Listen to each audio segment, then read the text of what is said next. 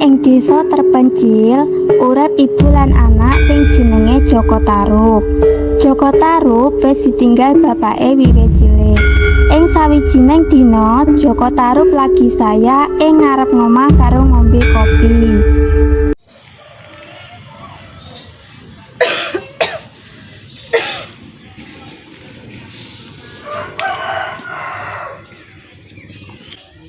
Ibu kenapa? Ora kenapa-kenapa, Nak. Mau ngatuk biasa. Oh iya, aku arep ngomong karo kowe. Manten apa, Bu? Aku weruh kowe wis gedhe, wis pantes duwe pendamping hidup. Rabi yo, ibu pengen gendong putus sadurunge ibu lunga. Nanging aku durung pengen rabi, Bu. Lah terus sapa sing bakal ngopeni kowe nalika ibu wis lunga? Aja ngomong ngono, Bu. Aku mau tambah kesel, Nak. Ana sing beda karo ibu saiki. Sesuke esuk,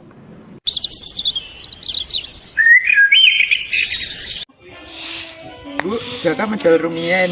Iya, ngati-ngati ya, Joko. Iya, Bu. sakwise Joko lunga, Joko terus kelingan marang omongane ibune sing ngongkon dheweke rabi karo bocah wadon sing paling apik miturut Joko. Oh, Ibu, ana-ana wae. Aku kudu nikah karo sapa? Nganti saiki ora ana sing kepengin rabi karo aku. Dina wiwit sore, akhire Joko mulih. Assalamualaikum. Bu, Jaka wangsul. Ibu pundi? Ora suwe, Joko Tarub nemoni ibune lagi gumletak ing mester. Ibu!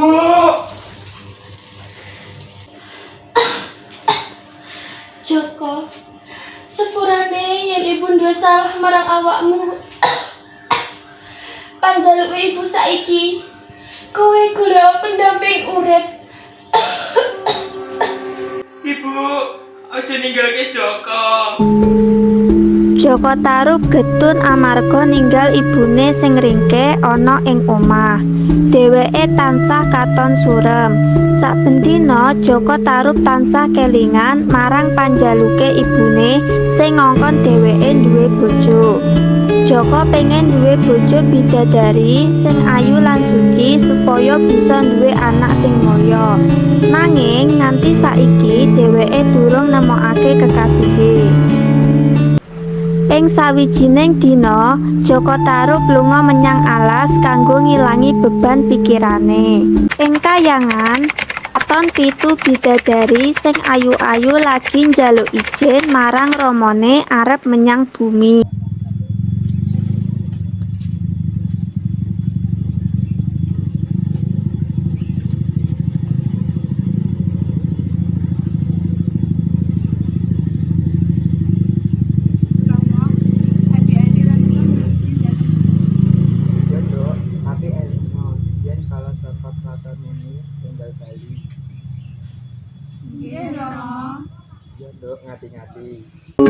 Joko Tarub ora sengaja krungu suarane wong wadon sing lagi guyon. Nganti akhire ketemu 7 wong wadon ayu adus ing tlaga.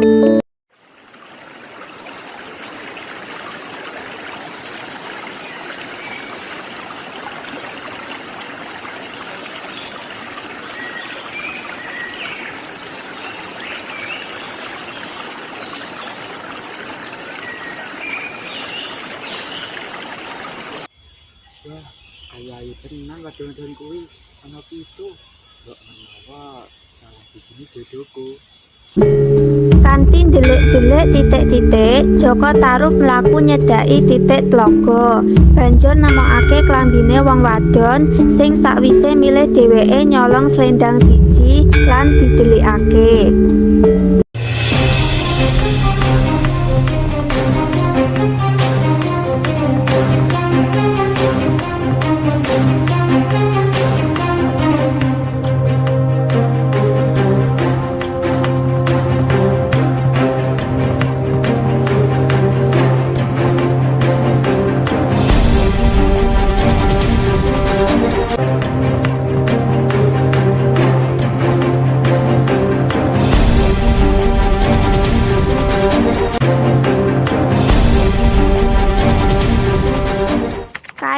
Joko katon muni. Cepat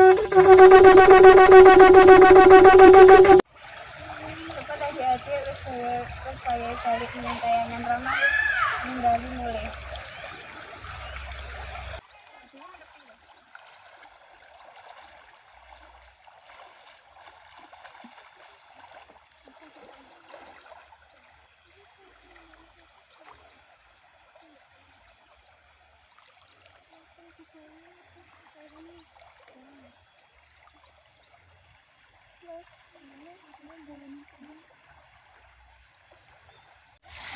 Selendangnya nanti aku rasa bali tanpa selendang. Awak dulu mati sakit tetap konti jadi selawase. Awak dulu kudu gawe menyang kalangan tak iki. Ukurannya untuk ramuan mungkin mas-masite oleh urip ing sini. Tapi aku ning kene kepiye Mbak Yu? Awak dhewe ora bisa apa-apa nang-nang. Kowe jaga awakmu dhewe ya, awak dhewe pamit.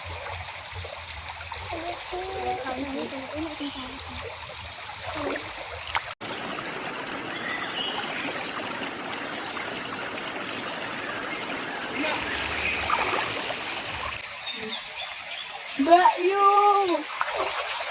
6 bidadari ninggalake Nawang Wulan dhewean.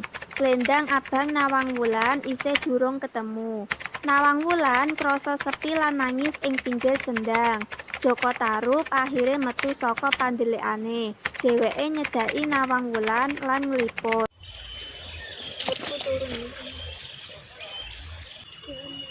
Sampai kok nangis Rahayu? Selendang abangku ilang, aku ra iso bali menyang kayangan. Kayangan. Jadi sampean bidadari. Ojo wedi. Aku ora bakal nglarani sampean bidadari ayu.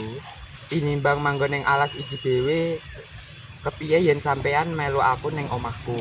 Sampeyan bisa nginep ing omahku sedelo. Tenan, Iya, wis sampean iso nginep sak karepmu. matur nuwun. Oh iya, sapa jenengmu? Kula Nawang Wulan. Jenenge apik. Aku Jaka Tarub. Ayo melu aku. Nawang Wulan seneng melu Joko Tarub menyang omahe Joko Tarub. Dheweke nampa undangan Joko Tarub amarga dheweke ora ngerti ngapa maneh. Banjur dheweke rabi lan dadi pasutri. Ing kayangan, mbakyune Nawang Wulan wedi ngadepi ayahe. Wedi yen ayahe nesu amarga bali menyang kayangan tanpa Nawang Wulan. Akhire wedine dheweke pungkasane dadi nyata.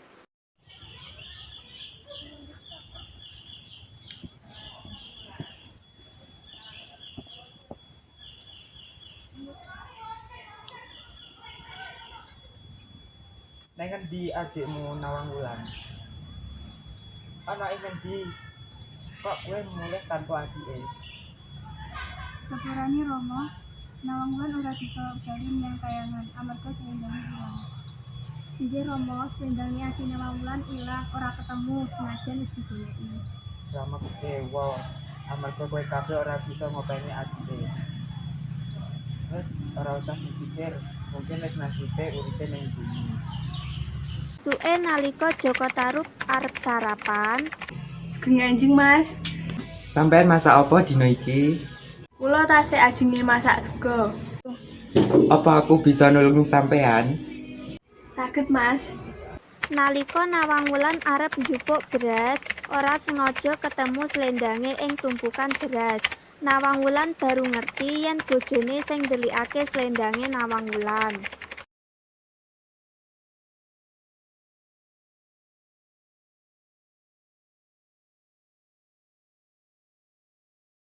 Tibane Mas Joko sing ndelikke slendangku. Amarga isine lumbung terus suda, akhire aku bisa nemokke slendangku. Iki mesti kersane Gusti. Sakwise Nawang Wulan ngerti yen slendange dicolong bojone Joko Tarub, Nawang Wulan mutusake bali menyang kayangan lan ninggalake Joko Tarub.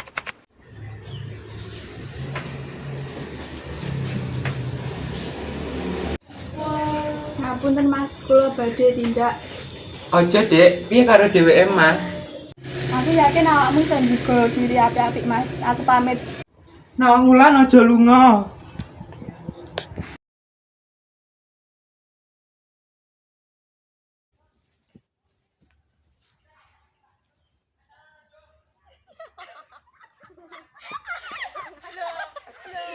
salah sangka muni. Sampai gak nangis. Loh, ngapunten Mas, bisa juga diri apik-apik.